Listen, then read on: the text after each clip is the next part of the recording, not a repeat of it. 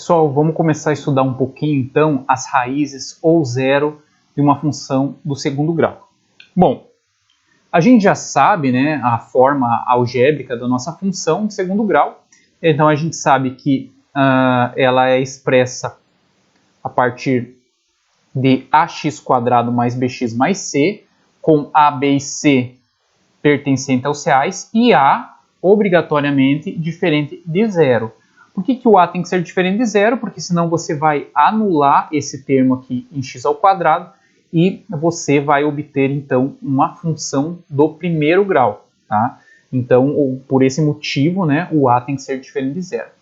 O que significa dizer que a, b e c pertencem aos reais, né? E a diferente de zero? Que a, b e c são números, né? Lembre que os reais é a união dos conjuntos irracionais com os racionais. Então, são os números aí que a gente eventualmente já conhece, que também a gente chama de parâmetros, né, da função. E esses parâmetros a gente sabe que vão ser usados, né, principalmente aqui quando a gente for falar das raízes, né?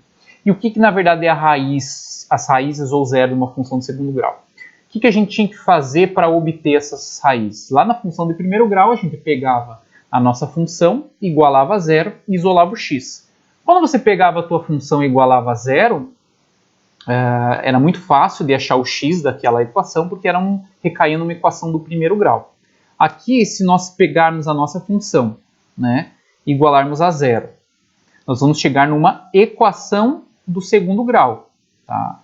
E para resolver uma equação de segundo grau, nós usamos a famosa fórmula de Bhaskara, que é composta por essas duas relações aqui, ó. Primeiro, o delta, que a gente calcula fazendo b² menos 4ac, e o x, que vão ser os valores das minhas raízes, é dado pela expressão menos b mais ou menos delta sobre 2 vezes o a. O nosso delta ele tem um nome especial que é chamado de discriminante da função ou da equação. E esse nome ele é bem sugestivo porque o delta que vai determinar se nós vamos ter duas raízes reais iguais, duas raízes reais diferentes ou não vamos possuir raiz real, tá? Então, as condições são essas aqui, ó. Delta menor do que zero, nós não vamos possuir raiz real. Note que eu enfatizo bastante, não vai possuir raiz real. O que eu quero dizer com isso? Tá? Que não quer dizer que não existe raiz, não existe raiz real. Se aparecer uma questão de verdadeiro ou falso dizendo assim, ó, numa função de segundo grau, se o seu discriminante for negativo, não existe raiz. Isso aí é falso. Existe raiz, mas ela não é real. O que eu quero dizer que não é uma raiz real? Não é um elemento, não são números que pertencem ao conjunto dos reais, ou seja, da união com o conjunto dos racionais com os irracionais. Tá? Então tem que ficar bem atento com isso, isso aqui é muito comum em exercício. Delta igual a zero, nós vamos possuir duas raízes reais iguais, né? E também delta maior do que zero, nós vamos ter duas raízes reais distintas ou diferentes. Tá? A gente vai ver isso com exemplo agora na próxima página. Então, olha só, eu tenho aqui...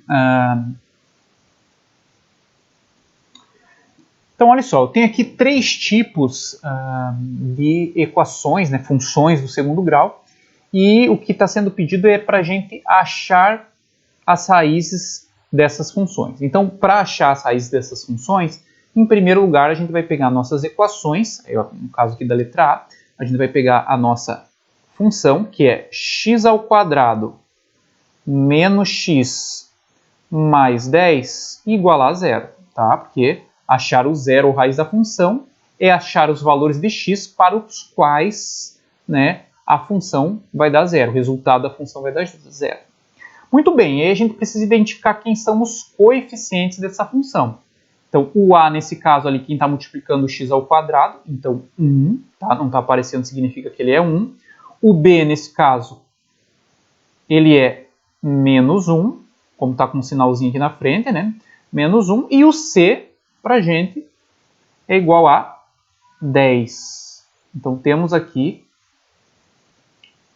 os coeficientes A, B e C. Então, a partir daí, a gente já consegue calcular o valor do delta. Tá? Então, delta, a gente sabe que é igual a B² menos 4AC. Então, isso aqui vai ser igual a B², então vai ficar menos 1 menos 4 vezes o A vezes o C, que é 10. Então, o delta, nesse caso, vai ser igual a menos 1 ao quadrado, 1 positivo, tá? Quando eu levo um termo negativo ao quadrado, ele fica positivo.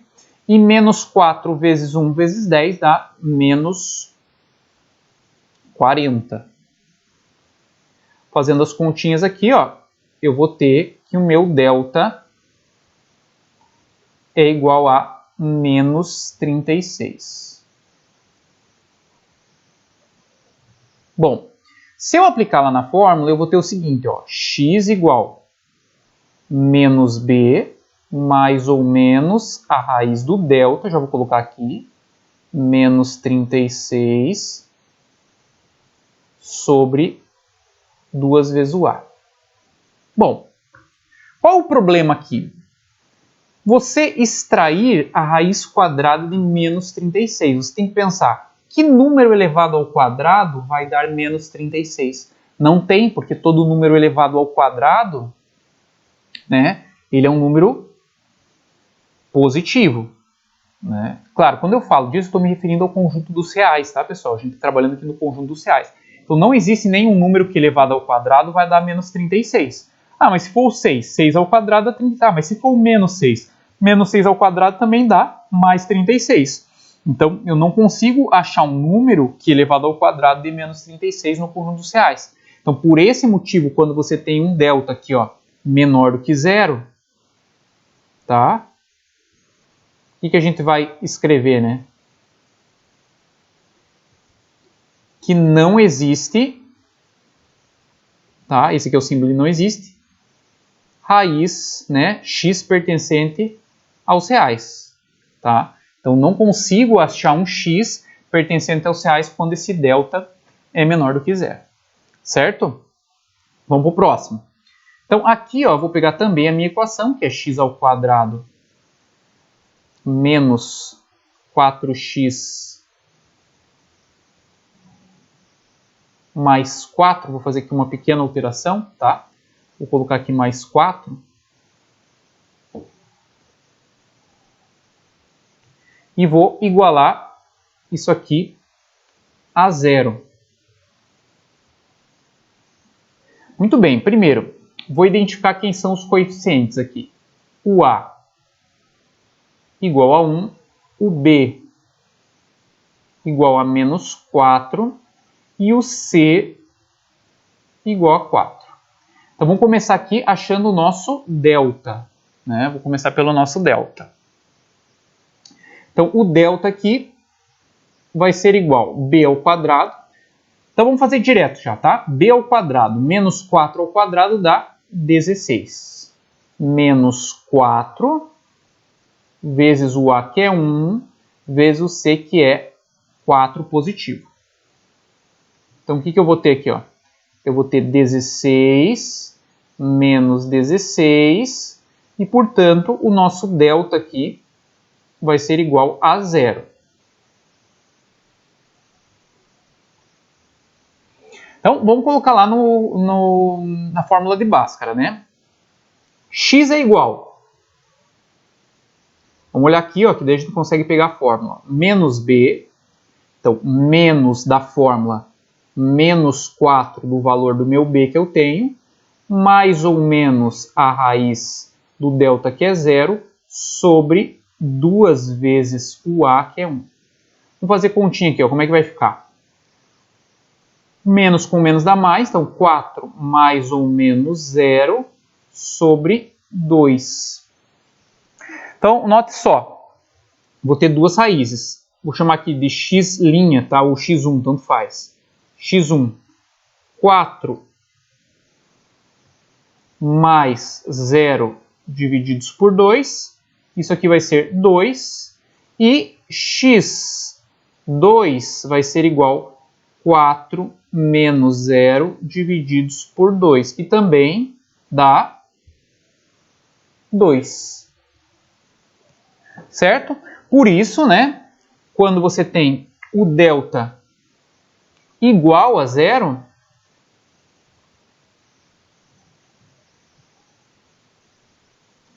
delta igual a 0, nós vamos ter o quê? Duas raízes reais iguais. Então, aqui elas, ó, tá? São duas raízes reais iguais.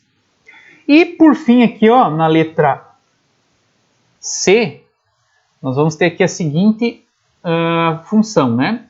X ao quadrado menos 5x mais 6. Então, vamos escrever isso, ó. X ao quadrado menos 5x mais 6 igual a 0. Vamos identificar quem são os nossos coeficientes. Então, a gente nota aqui, ó, que o A igual a 1, B igual a menos 5 e C igual a 6. Então, a partir daqui, a gente já consegue fazer o quê? Calcular o delta, tá? Então, vamos calcular aqui o delta. Então, delta vai ser igual a b quadrado. Então, vai ficar assim, ó, menos 5 ao quadrado menos 4 vezes o A vezes o C, que é 6. Então, o delta ele vai ser igual, ó, 25 menos 24. E que implica que isso é igual a 1. Portanto, né, o nosso delta aqui, ó, igual a 1. Tá? Vamos lá para a fórmula de Bhaskara. Ó. X menos B. Então, vamos lá. Menos 5, tá? O menos aqui é da fórmula primeiro e o outro menos é do próprio sinal do B. Mais ou menos a raiz quadrada de 1 sobre 2 vezes o A, que é 1. Vamos lá. Menos com menos dá mais. Raiz quadrada de 1 dá 1 sobre 2. Então, o que eu vou ter aqui? Ó? X1 igual 5 mais 1 divididos por 2. Então, 5 mais 1, 6 divididos por 2 dá quanto? 3. Tá? Então, tem aqui a minha primeira raiz. E o x2, eu tenho que vai ser 5 menos 1 divididos por 2. 4 divididos por 2 dá 2. Né? 5 menos 1 dá 4. 4 divididos por 2 dá 2. Então, note aqui que eu tenho um delta agora, que ele é maior do que 0. Tá? E o que eu estou encontrando são duas raízes reais distintas. Ó, 3 e 2. Certo?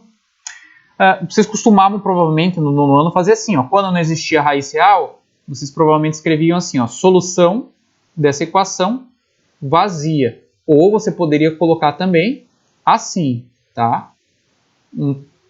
Colchetes aí, colchetes não, né? Chaves sem nada dentro, tá? Não pode colocar as chaves com o símbolo do vazio dentro, tá? É uma coisa ou outra, tá? Além disso, aqui você colocaria, né, que a solução, conjunto de solução é 2. E aqui o conjunto de solução você colocaria que é 2 e 3. Não precisa necessariamente colocar em ordem crescente, tá? Eu costumo colocar por uma questão de organização, mas um conjunto, a gente estudou, né, que ele tem que ser entre chaves, mas não precisa estar em ordem crescente, os valores. Vamos fazer aqui mais dois exemplos. Esses exemplos vão ter algumas particularidades que eu gostaria de falar para vocês, mas eu quero que vocês notem aqui o seguinte. Bom, em primeiro lugar, né, se eu estou pedindo para você achar as raízes de uma função de segundo grau, então o primeiro passo é você pegar a tua função que é x ao quadrado aqui no caso na letra D, né? X ao quadrado menos 9 igual a zero. Tá? E aqui, o segundo passo, né? Identificar quem são os coeficientes. Então você vai dizer aqui ó, que A é igual a 1, B, nossa, B é aquele que está acompanhando a variável x. Como não tem a variável x, ela não está aparecendo, significa dizer que o B é 0. E o C, nesse caso, igual a menos 9. E aí a gente faria o procedimento que a gente fez ali anteriormente, né? Calculava o discriminante e achava as raízes. Porém, a gente tem métodos mais rápidos de resolver esse tipo de equação quando B é igual a zero ou quando C é igual a zero, né? Então, ó, note, o primeiro exemplo que eu vou dar é como que a gente vai resolver uma equação de segundo grau quando B é igual a zero. Quando B ou C é igual a zero, a gente diz que essa equação é uma equação incompleta. Então, você pode resolver por Bhaskara? Pode, mas precisa? Não precisa. Tem formas mais rápidas de se fazer. Então, quando B for igual a zero, a gente vai usar a ideia de isolar a variável x. Então, dessa equação aqui, ó, a gente tem o seguinte. Né? Se eu isolar o x quadrado, eu vou ter o seguinte, ó, x ao quadrado igual a 9. Aí eu penso assim, bom, que número elevado ao quadrado vai dar 9? Aí você vai dizer 3. Mas somente o 3? Não, o menos 3 também. Então, na verdade, quando você tem essa equação x ao quadrado igual a 9, vamos pensar na seguinte situação. Se o x está sendo elevado ao quadrado, no primeiro membro, quando ele trocar de membro, a operação de potenciação, ela vai passar a ser o quê? A operação inversa, que é a raiz quadrada. Só que como a gente sabe, né, que existem tanto um valor positivo como um valor negativo, que quando elevado ao quadrado vai dar o valor que eu quero, então sempre eu vou inserir quem aqui, ó? O mais ou menos. E aí a gente já acha quem são as nossas raízes. Ó. O x1, então, vai ser 3 e o x2 vai ser quem? Menos 3. Poderia ser x1 igual a menos 3 e x2 igual a 3, tá? Como eu falei, não interessa a ordem. Tá? Então, aqui nós temos as nossas duas raízes. Como eu tenho duas raízes distintas, nota que essas duas raízes elas são distintas, tá? Então eu posso afirmar categoricamente que o delta vai ser o quê? Maior do que zero, sem eu ter calculado o delta. Porque se eu obtive duas raízes reais distintas, significa dizer que o delta é maior do que zero. Outra coisa que a gente observa que as raízes aqui são opostas, né? Uma é 3 positivo, outra é menos 3. Então, o que você pode concluir quando você tem uma equação, tá? Em que o B é igual a zero? Tá? Então, quando o B é igual a zero e existir raízes reais, essas raízes vão ser opostas. Então, vamos colocar aqui, ó, raízes reais opostas. Por que eu falo isso? Porque em vez de ter a função f de x igual a x ao quadrado menos 9, eu poderia ter a função x ao quadrado mais 9.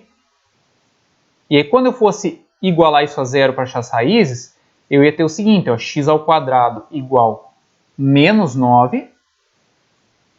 E aí eu teria x igual a mais ou menos a raiz quadrada de menos 9. Existe a raiz quadrada de menos 9? Existe, mas não nos reais, tá? Então aqui é a situação em que não existe raiz real porque a gente não consegue extrair a raiz quadrada de um número negativo no conjunto dos reais, que é o conjunto que a gente está trabalhando. Então nesse caso, com certeza, o delta é o quê? Menor do que zero. Ah, mas você não calculou o delta. Sim, não calculei, mas como não existe raiz real, eu garanto que o meu delta aqui seja negativo. Tá? O mais importante que vocês precisam saber de uma função de segundo grau é que quando b for igual a zero, tá? E existir raízes reais, elas vão ser o quê? Opostas, tá? Elas sempre vão ser opostas. E aqui o segundo caso, se a gente for analisar, que eu coloquei como exemplo, né? 2x quadrado menos 8x foi igual a zero, tá? E aí a gente pode identificar quem são os coeficientes. A igual a 2, B igual a menos 8 e C igual a zero. Então note que também é, tá, uma equação incompleta. Só que agora o C é igual a zero. Então a gente também tem uma forma de resolver, tá, que não precisa ser por Bhaskara, pode fazer por Bhaskara, mas a gente consegue fazer sem usar a fórmula de Bhaskara, que é o seguinte, a gente fatorar, né, essa expressão. O que é fatorar a expressão? Né? É colocar termos comuns que tem nessa expressão em evidência. Então note aqui o seguinte, o x é uma variável que é comum a esses dois elementos que tem o 2x ao quadrado e o menos 8x. E o 2 também porque o 8 você pode escrever como 4 vezes 2. Né? Ele está aqui 8, mas você sabe que 8 é 4 vezes 2. Então eu posso colocar aqui ó, o 2x em evidência. Mas como assim? Bom, então a gente vai ter um outro elemento multiplicado aqui, que quando eu aplicar essa distributiva tem que voltar na equação que eu tenho acima. Então 2x vezes quanto que vai dar 2x ao quadrado? Basta você colocar aqui o x. Né? 2x vezes x, 2x ao quadrado. 2x vezes quanto que vai dar 8x? Somente o 4. Ó, 2x vezes menos 4 dá menos 8x. Isso aqui igual a zero. Então, quando eu fiz isso, eu fatorei a minha expressão. E note o seguinte, nesse momento, que você tem aqui dois números. Então, ó, você tem o número 2x e o número x menos 4, cujo produto, cuja multiplicação está dando zero. Quando você tem um produto entre dois números e o resultado dá zero, só pode acontecer uma coisa. Um desses dois números tem que ser zero. Então, ó, vou repetir. Se eu tenho uma multiplicação e o resultado dessa multiplicação está dando zero, um desses dois números tem que ser igual a zero. Então eu vou escrever isso. Ou 2x é igual a zero, que é o primeiro número aqui que eu estou tomando, 2x, ou o x menos 4 é igual a zero. Muito bem. Tá? Vamos isolar o x aqui, ó, passando 2 dividindo, né, por outro membro. 0 divididos por 2 vai dar 0. Então já é teu x1. E isolando o x aqui, eu vou ter x igual a 4 positivo. Trocou de membro, né? Então estava com a operação de subtração, né? Trocou para o outro membro, veio com a operação de mais, né? Mais 4. Muito bem, e aqui vai ser o teu x2. Então, com certeza eu posso dizer aqui que o delta é o quê? Maior do que zero. Por que ele é maior do que zero? Porque eu tenho duas raízes reais distintas. Tá? O que você precisa saber numa equação, numa função de segundo grau, em que o c é igual a zero? Tá? Se o c for igual a zero, sempre uma das raízes vai ser justamente o zero. Tá? Então, assim, ó, quando o c for igual a zero, eu já posso garantir que uma das raízes da função vai ser zero. Ok? Então, vamos colocar isso aqui em asterisco também, porque é talvez algo mais importante aqui. Tá? Então, no caso em que c é igual a zero, uma das raízes sempre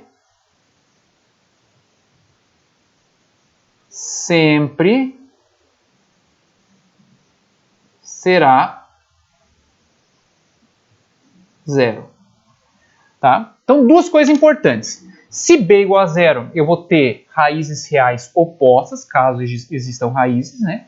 E se o c for igual a zero, uma das duas raízes sempre será zero. Beleza? Então, duas coisas importantes. Posso resolver por Bhaskara isso aqui, usando a formulazinha? Pode, mas não precisa. Você ganha mais tempo fazendo desse jeito. Tá? Bom, eu peguei essas três funções aqui para a gente ter só uma ideia, uma ideia de como seria o gráfico dessas funções. Muito bem.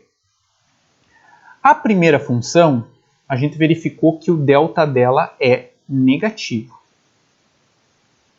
Então, não existe raiz real. Tá? Não existe raiz real. Então, o gráfico dessa função, ele vai ser assim, ó. Ele vai ter a seguinte aparência. Então, eu vou ter aqui os eixos cartesianos. Tá? O que eu sei? Note que o termo independente aqui, ó, dessa função é o 10. Então, com certeza, vai interceptar aqui, ó, o eixo y no ponto 0 para x e 10 para y. Porque, note, se eu fizer o f de 0 aqui, ó, no lugar do x colocar 0, vai me sobrar quem? O 10, né? Então, é o ponto 0 e 10. Como o nosso a dessa função é 1 e ele é positivo, então a gente sabe que o a positivo implica que a parábola tem a concavidade voltada para cima. Então, o meu gráfico ele vai estar mais ou menos assim, ó. Ele vai passar aqui pelo 10, 0 e 10, tá? E ele não vai interceptar o eixo x. Por que ele não vai interceptar o eixo x dessa parábola? Porque o delta é negativo. Tá? Então, não intercepta o eixo x. Neste caso aqui, né, nós também temos um a que é positivo, que é 1, né, então a concavidade vai também estar voltada para cima, porém, a gente tem duas raízes reais iguais, né, x1 é igual a x2, que é igual a 2. Então, o nosso gráfico aqui, ele vai ter a seguinte cara, ó. Deixa eu pegar aqui os eixos cartesianos. O termo independente é 4, então eu vou ter aqui o ponto de intersecção dessa função com o eixo y, que vai ser 0 e 4. E aqui, ó, eu vou ter o ponto 2 para x e 0 para y. Então, note, a raiz da minha função é 2. Porém, o ponto onde a função intercepta o eixo x é o ponto 2 e 0. Como A é positivo, a concavidade da parábola também é voltada para cima. Então, eu vou ter uma parábola que tem mais ou menos esse formato aqui, ó. Tá? A parábola vai tangenciar o eixo x no ponto 2 e 0. Então, vou colocar aqui, ó. Eu não estou me preocupando muito com essas formalidades de colocar o eixo x e o eixo y, porque aqui a gente já sabe que esses eixos aqui, tanto o eixo vertical como horizontal, a gente já sabe onde eles estão posicionados, a gente já sabe quem que é x e y. Certo? Então, isso é só um esboço. E a letra C, o 6, como termo independente, então ela vai interceptar o eixo y no ponto 0 e 6. E as raízes que a gente tinha achado aqui era x1 igual a 3 e x2 igual a 2. Muito bem, então. Então eu vou ter aqui, ó, o ponto 2 e 0 e vou ter aqui o ponto 3 e 0. Então a nossa parábola, ela vai fazer isso aqui, ó. Vou ver se eu consigo desenhar aqui, fazer o esboço dela.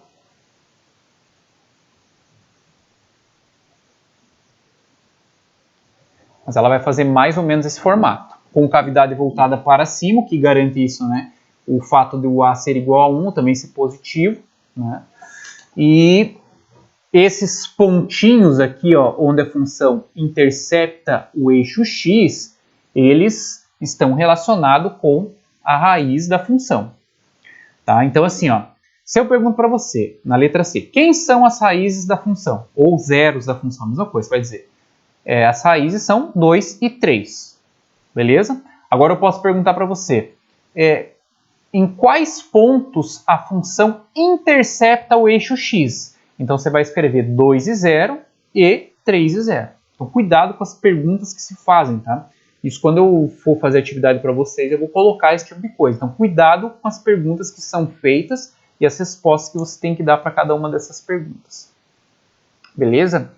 Uma outra coisa, também só para finalizar, é o seguinte, ó. A gente tem aqui um pontinho na parábola, em cada uma delas, que nesse caso é o valor mínimo delas. Né? Então aqui está diminuindo, está diminuindo, está diminuindo. Chegou aqui um ponto de mínimo. A partir daqui ela começa a aumentar o valor da função. Aqui também e aqui também. Claro, se a gente tivesse um gráfico cuja parábola tivesse com cavidade voltada para baixo, eu teria que esse pontinho aqui seria um ponto de máximo e não de mínimo. E esse pontinho aqui, ó, que a gente chama de ponto crítico da função, a gente tem um nome especial para ele na parábola. A gente chama esse pontinho de vértice da parábola. E tem como calcular as coordenadas desse ponto. Como ele é um ponto, esse vértice, ele vai ter uma coordenada para y, que a gente vai chamar de y vértice, e uma coordenada para x, que a gente vai chamar de x vértice. Então o vértice vai ser composto pelo x vértice e pelo y vértice. Tá? Note, se você tiver uma parábola com a concavidade voltada para cima, o seu vértice aqui, ó, será um ponto de mínimo.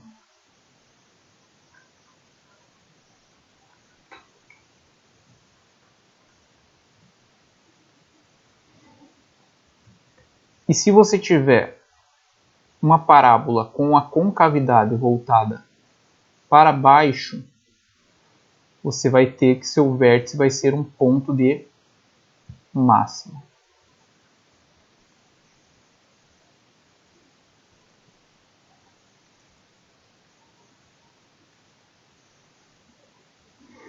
Para calcular as coordenadas do vértice, a gente tem duas relações, né? Então, o x vértice a gente calcula fazendo menos b sobre 2a. E o y vértice a gente calcula fazendo menos delta sobre 4a. Então, vou pegar a letra C para achar as coordenadas do vértice. Ou seja, achar as coordenadas desse ponto aqui. Ó. Então, esse ponto tem uma coordenada x e uma coordenada y.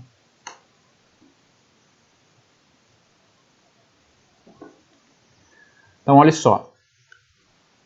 Vou pegar aqui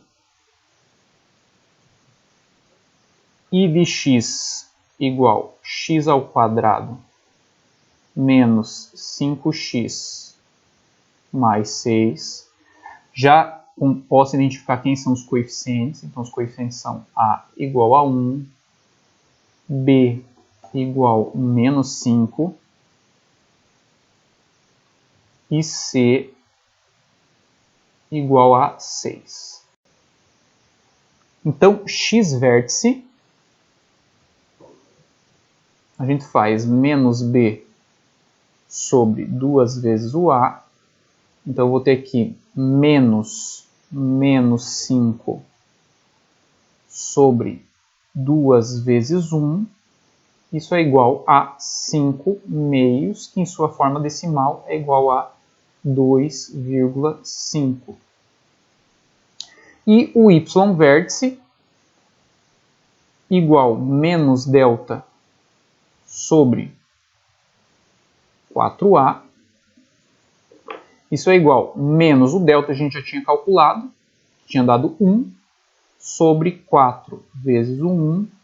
Isso é igual a menos 1/4, que na sua forma decimal é menos 0,25. Então, o vértice vai ser de coordenadas 2,5 para x e menos 0,25 para y. Também poderia colocar na forma fracionária, né? Que o vértice aqui corresponde a 5 meios para x e menos 1/4 para y. Tranquilo? Bom, algumas perguntas podem ser feitas com relação ao vértice. Então, um exercício pode perguntar assim, por exemplo, qual é o valor máximo da função? Né? Quando eu me refiro ao valor máximo da função, a função é representada por f de x, g de x, i de x. Então, quando ele perguntar o valor máximo da função, né, você vai dizer que é o y vértice. Nesse exemplo, não faz sentido você falar de valor máximo, porque se você olhar para essa parábola, ela tem a concavidade voltada para cima, então esse vértice vai ser um ponto de mínimo. Então, o que ele poderia perguntar aqui seria, qual é o valor mínimo da função? O valor mínimo da função é menos 0,25. Valor máximo para essa função não faria sentido, né? Aí, se ele quisesse o x vértice, como que seria feita a pergunta? A pergunta seria feita da seguinte maneira. Qual é o valor de x para que y seja mínimo? Ou seja o menor possível. Então, nesse caso, seria 2,5. Tá? Então, a pergunta também ela tem que ter coerência. Não faz sentido você perguntar assim, qual é o valor, qual é o ponto de máximo dessa função. Não faz sentido, porque se a concavidade está voltada para cima, vai ser um ponto de mínimo. Então, não faz sentido eu perguntar qual é o ponto de máximo. Mas lembre, quando ele se refere a ponto, quando ele diz a palavra ponto, ele está se referindo a um ente que tem uma coordenada. Como a gente está no plano cartesiano, uma coordenada para x, uma coordenada para y. Beleza? Então, o que você precisa saber dessa parte do vértice? Em primeiro lugar, né, para calcular x vértice, a gente usa menos b sobre 2a.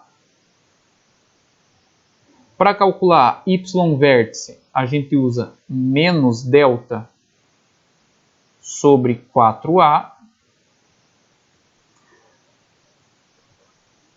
Então, aqui a gente tem as coordenadas do vértice, que é o x, v e y, v. Tá? O que mais a gente precisa saber desse vértice? Que se o a é positivo, eu tenho uma parábola com a concavidade voltada para cima, então eu vou ter um vértice que é um ponto de mínimo da função.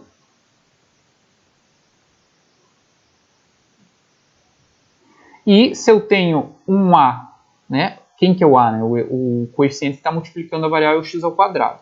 Então, se eu tenho um a que é negativo, eu vou ter a concavidade da parábola voltada para baixo e o meu vértice vai ser um ponto de máximo.